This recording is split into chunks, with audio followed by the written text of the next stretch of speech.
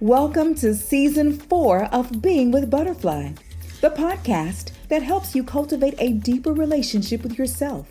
Join Butterfly and her guests as they explore the beauty and complexity of the human experience. Gain insights and wisdom that will help you navigate life's challenges with grace and ease. Tune into Being with Butterfly, available now on all major platforms. Don't miss a single episode. For more information, visit www.kgpla.art. That's kgpla.art.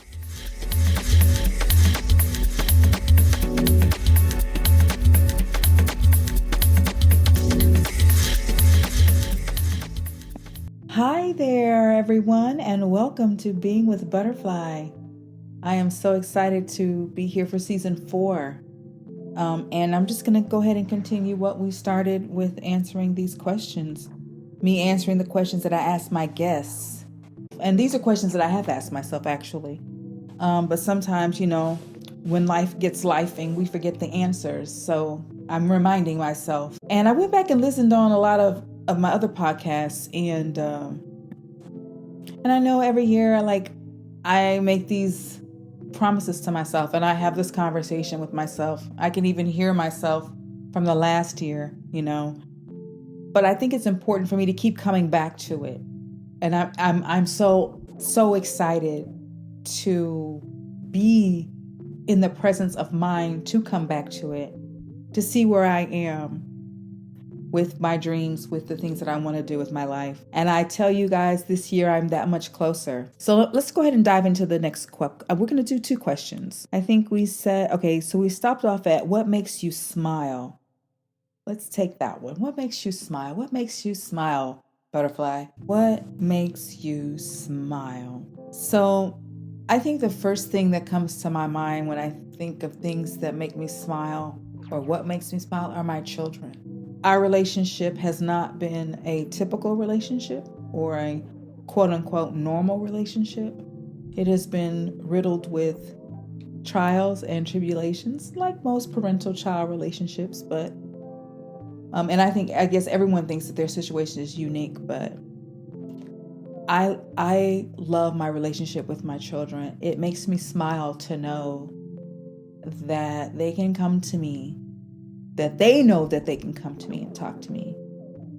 And I have grown enough in my own self to be able to listen to them and let Source speak through me to them and give them what they need without judgment, without manipulation, just from love and a sense of well-being. I want this to work for you. I want you to have your best outcome, no matter what lessons you may have to go through in your life.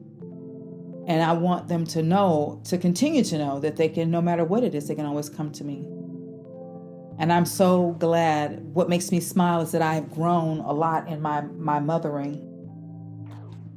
Because when I first became a mother, I was mothering from a place of pain, place of deep resentment and hurt. And it had nothing to do with him, but all to do with the things that I had experienced that maybe when I was about 4 months pregnant with him, all came to the surface. I had shoved him down as a kid, and didn't remember. I was in therapy, and at 20 years old, in therapy, and 21, 22, and going through hypnosis, and because I was majorly depressed. I had become seriously depressed and really depressed. Couldn't go to class. It was really rough. And so I got into a lot of things to distract me. I was discovering that, I really loved acting. I had been a dancer for many years. And I discovered that acting was an option for a career, for a degree. And so I went after that, and making that choice led me to my firstborn child, which I don't regret it at all. I'm glad that all the steps, led me to him, or led us to each other again in this lifetime. So having remembered, certain traumas that I experienced that I had concealed and hidden deep within my being, I didn't know how to deal with that. I didn't really have the support. Like, my parents tried to be there for me as best they could, and I really was appreciative that they really did come together, or especially around the time of my, first child, that they could be in the same room together and, like, just laugh and whatever with each other. I didn't even care at this point that they weren't married, but that they really did, especially that my dad, that they really did rally around me and the baby, and Oliver when he was coming into the world. And it just affected my mothering. I will say that I was distant and I worked a lot. I poured myself into work because I didn't want to fail. But I was failing because I wasn't there, because I was working literally 3 to 5 jobs. And I say that where we are now makes me smile to look at the growth and the forgiveness and that has taken place, and the reestablishment of our relationship has been a thing that I carry in my heart with me. And when I need it, to remind myself, hey, things aren't so bad. Look at what you've been through and look what has happened. And that makes me smile. When I think about my youngest son and how he and the relationship that we have, and that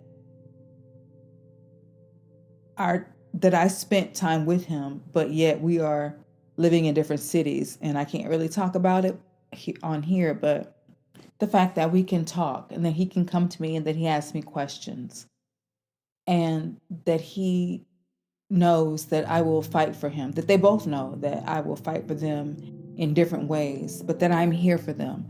And I think, as me being an only child, I do have other siblings, but we weren't raised in the same house together, just weekends with our dad and grandparents, our dad's parents. That knowing that you have someone when the things are tough, when times are tough, that you can go talk to. Now, it means the world to me that, that I am that for them. And that is a thing that I find joy in. That is a thing that I feel a smile just, blooming from the depths within my soul. That's a relationship that I'm consciously working with in collaboration with my children, and we are getting it. It's right for us, and we continue to grow with it. It's just a constant state as we all evolve. It's a constant state of evolution, and we're evolving together. And even in our own individual journeys, we're evolving together. And I have a big smile on my face right now. No one can take that from me. Not even us not being in the same time zones or not in the same household or any of that. But we are a family. We're going to take a break and listen to I Am Sunbody. We'll be right back. Thank you for listening to Being with Butterfly.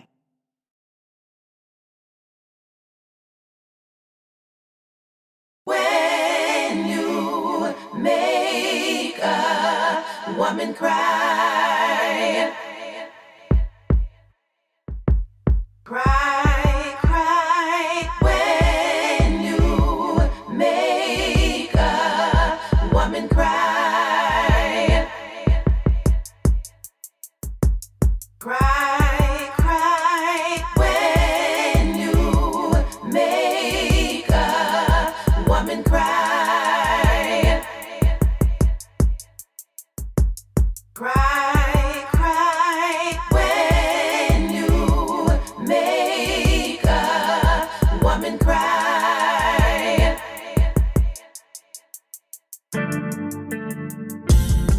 you say the wrong thing, it really, really doesn't matter.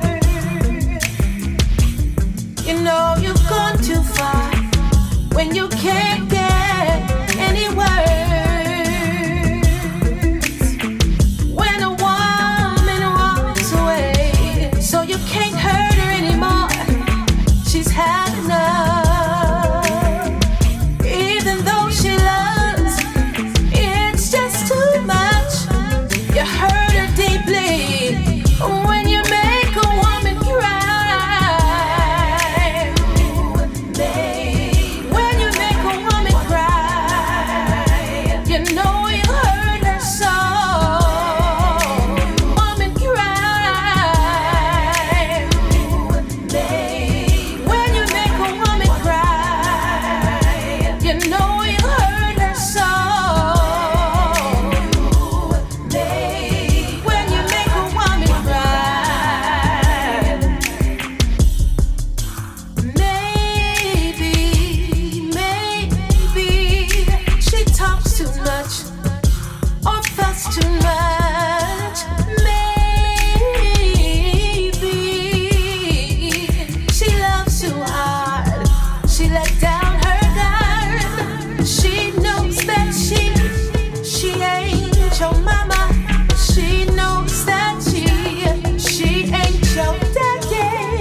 But one thing she knows is how to let go.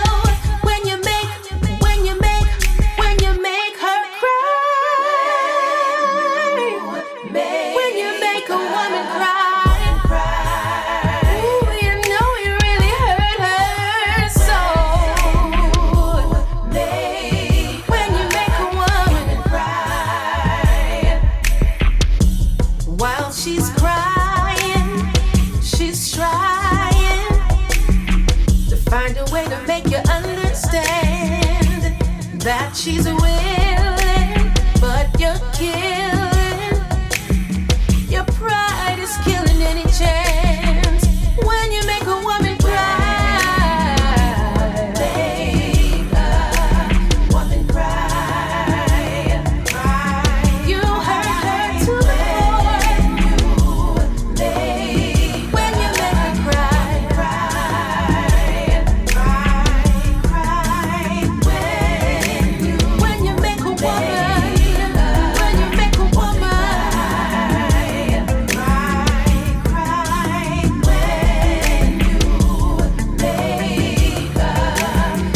cry.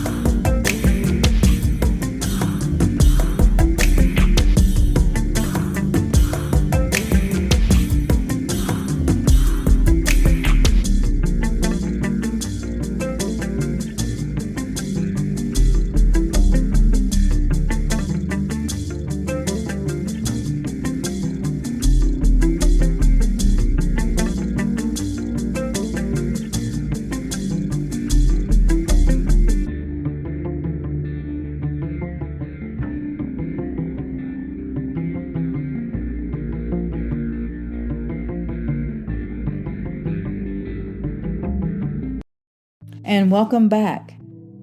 You are listening to Being with Butterfly. I'm Kay Butterfly Smith, healing planetary being, and I'm your host. So we're talking about, the things that make us smile.